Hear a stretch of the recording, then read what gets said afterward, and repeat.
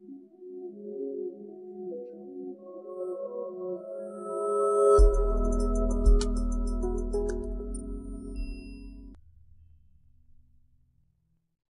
The lord. అందరికీ వందనాలు.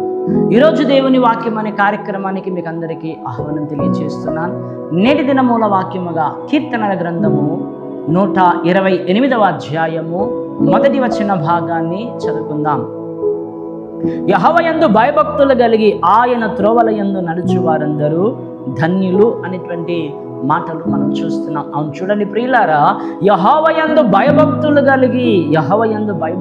కలిగి మనం భక్తి చేస్తున్నాము అనేది చాలా చాలా ప్రాముఖ్యమైనటువంటి విషయం. ఎందుకంటే ప్రియులారా, దైవ సన్నిధికి మనం వెళ్ళినప్పుడు ఆచారబద్ధంగా వెళ్ళకుండా దైవీకమైనటువంటి భయము కలిగి, దైవీకమైనటువంటి భక్తి కలిగి, ఆ దైవీకమైన భక్తి అనేటువంటి మార్గములో మనం నడిచినప్పుడు మనము ధన్యులమవుతామనే విషయాన్ని దేవుని యొక్క లేఖనాల్లో మనం చూస్తున్నాం. చాలామంది అనేటువంటి మాట ఏమిటంటే, మా దరిద్రం ఎప్పుడు పోతుందో, ఆ దేవుడు మనల్ని ఎప్పుడు కనికరిస్తాడో, మాకున్నటువంటి ఆర్థిక పరిస్థితులు ఎప్పుడు పోతాయో, మేము ఎప్పుడు పైకి వస్తామో, మేము ఎప్పుడు బాగుపడతామో, నాకు ఈ రోగం ఎప్పుడు పోతుందో, ఇలా అనేక రకాల క్వశ్చన్ మార్కుతో కూడినటువంటి ప్రశ్నలతో కూడినటువంటి ఆలోచనలు ఎవరో అనడమే కాదు, మనలో మనకే వస్తూ ఉంటాయి.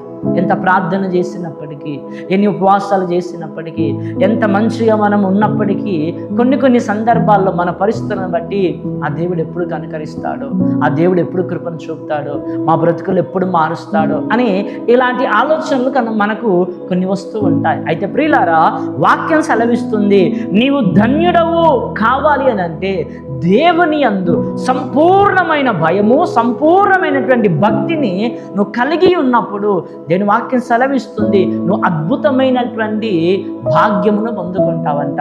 ఏమిటి ఆ అద్భుతమైనటువంటి భాగ్యం అంటే ప్రియులారా, లూకా సువార్త 1వ అధ్యాయము 50వ వచనం ఈ విధంగా తెలియచేస్తూ ఉన్నది, ఆయనకు భయపడు వారి మీద ఆయన కనికరము తరతరములుండును.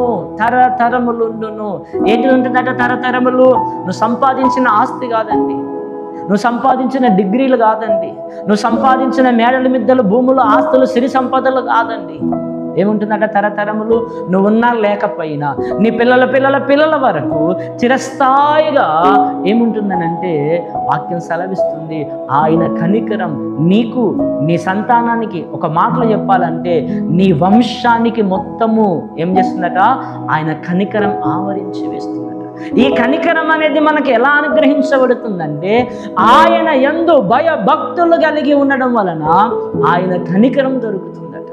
ఆయన కనికరం దొరికినప్పుడు మన దరిద్రం అనేది ఏదైతే అనుకుంటున్నామో, మన రోగం అనేది ఏదైతే అనుకుంటున్నామో, మన బాధలని ఏవి అనుకుంటున్నామో, మన నిందలని ఏవి అనుకుంటున్నామో, మనకున్న శాపం అనేది ఏదైతే అనుకుంటున్నామో, మనకెందుకు ఈ కష్టాలు, ఎప్పుడు ఈ రోగాలు, ఈ బాధలు, ఈ నిందలు ఏవైతే అనుకుంటున్నావో ప్రియులారా, అవన్నీ దేవుని కనికరం నిన్ను ఆవరించినప్పుడు అవన్నీ పటాపంచలైపోతాయి, అవన్నీ కనుమరుగైపోతాయి, అవన్నీ తొలగిపోతాయి. ఒక మాటలో చెప్పాలంటే చూడండి ప్రియులారా, దేవుని కనికరం పొందుకున్నటువంటి యోబు, దేవుని యందు భయభక్తులు కలిగినటువంటి యోబు ఎంత నేల మట్టుకు అణిగిపోయా అంత ఉన్నతముగా పైకెత్తబడ్డాడు, అంత ఉన్నతముగా రెండంతల ఆశీర్వాదం పొందాడు. నువ్వెంత నష్టాల్లో ఉన్నా, ఎంత ఘోరమైన శ్రమల్లో ఉన్నా, ఎన్ని విధముల నిందల అవమానాలు భరిస్తూ ఉన్నా, అంతకు రెట్టింపు ఘనతను పొందుకోవాలంటే ఆయన కనికరం నువ్వు పొందుకోవాలి. ఆయన కనికరం నువ్వు పొందుకోవాలని అంటే ఆయన ఎందుకు భయభక్తులు కలిగి నువ్వు ఉండాలి.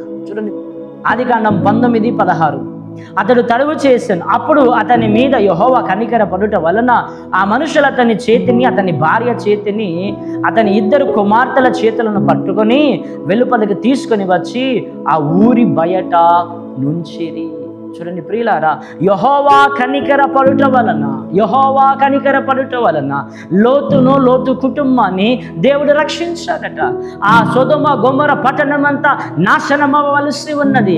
ఆ నాశనములో వీరు ఉన్నారు, వారి లిస్టు కూడా ఉంది అక్కడ. కానీ ప్రియులారా, వాళ్ళు పరిగెత్తి పారిపోవడానికి కూడా శక్తి లేదు, స్తోమత లేదు. వాళ్ళు నడవలేకపోతున్నారు, పరిగెత్తలేకపోతున్నారు, సొమ్మసిల్లిపోయారు, అలసిపోయారు. కానీ ప్రియులారా, వాళ్ళని ఎలాగైనా తప్పించాలనేటువంటి దేవుని మహాకనికరం ఏం చేసేదట, వారిని చేతులు పట్టుకొని లేపి వారిని ఎత్తుకొని వచ్చి ఊరు బయట నిలిచిందట. ఊరి బయట తీసుకొచ్చి పెట్టింది. ప్రియులారా, నీ స్థితి ఏదైనా ఉండవచ్చు, నువ్వు ఎక్కడైనా పడిపోయి ఉండవచ్చు, లేవలేని స్థితిలో ఉండవచ్చు, నడవలేని స్థితిలో ఉండవచ్చు, మంచం దిగలేని స్థితిలో ఉండవచ్చు, అప్పులో పడిపోయి ఉండవచ్చు, లోకంలో పడిపోయి ఉండవచ్చు, పాపములో, శాపములో, దోషములో పడిపోయి భయంకరమైనటువంటి దిగజారిపోయిన స్థితిలో పడిపోయి ఉండవచ్చు.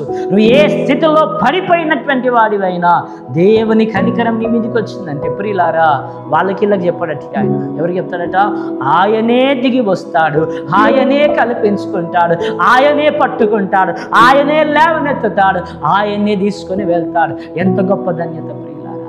ఈ ధన్యత నీకు రావాలంటే, ఈ ధన్యత మనం పొందుకోవాలంటే నువ్వు చేయవలసింది చెడుతనమును విసర్జించు, చెడుతనమును అసహించుకొనుము. దేవుని యందు భయభక్తులు కలిగి, దేవుని యందు విశ్వాసం కలిగి, నీతిగా నువ్వు జీవించగలిగినట్లయితే మనుష్యులు మన మీద జాలి చూపించవలసిన అవసరం. మనుషులు మనల్ని ప్రేమించినా ప్రేమించకపోయినా ఆ మహోన్నతుడైనటువంటి దేవాది దేవుడు నీ మీద కనికరం చూపిస్తే నీ బ్రతికే మారిపోతుంది, నీ జీవితమే మారిపోతుంది. ఎంత గొప్ప అద్భుతమైనటువంటి మాట చూడండి. యెహోవా వారి మీద కనికర పడుట వలన చూడండి ప్రియులారా, 21వ వచనం కూడా చదువుకుందాం. ఆయన, ఇదిగో నీవు చెప్పిన ఈ ఊరు నాశనము చేయను, ఈ విషయములో నీ మనవి అంగీకరించితిని.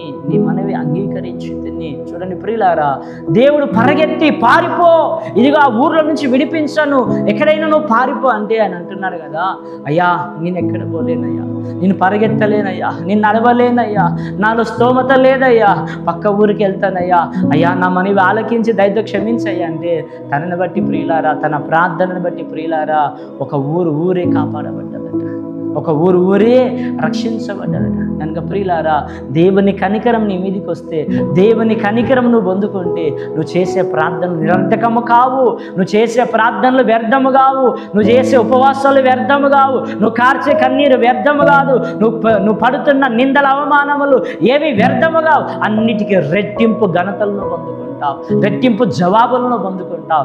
కనుక ఇన్నిటి ఉదయకాల సమయంలో వాక్యం వింటున్నటువంటి ప్రియులారా, మనుషుల దయ కాదండి, మనుషుల ప్రేమను కాదండి, దేవుని ప్రేమ మనం పొందుకోవాలి, దేవుని కనికరం మనం పొందుకోవాలి, దేవుని కృపను మనము పొందవలసిన వారమై ఉన్నామని దేవుని లేఖనాలు మనకు అద్భుతముగా ఇక్కడ సాక్ష్యం ఇస్తూ ఉన్నాయి. చూడండి, ఇంకొక మాట మనం చదువుకుందాం. కీర్తనల గ్రంథము 145వ అధ్యాయము 9వ వచనాన్ని చదువుకుందాం. యెహోవా అందరికీ ఉపకారి, ఆయన కనికరములు ఆయన సమస్త కార్యముల మీద ఉన్నవి. ఆయన అందరికీ ఉపకారి, ఆయన కీడు చేసేవాడు కాదు, నిన్ను పాడు చేసేవాడు కాదు, నీ కుటుంబాన్ని విడిచిపెట్టేవాడు కాదు, నువ్వు బాధల్లో, వేదనలో, నిందలు, అవమానాలు ఉంటే చూస్తూ ఊరుకునేవాడు కాదు.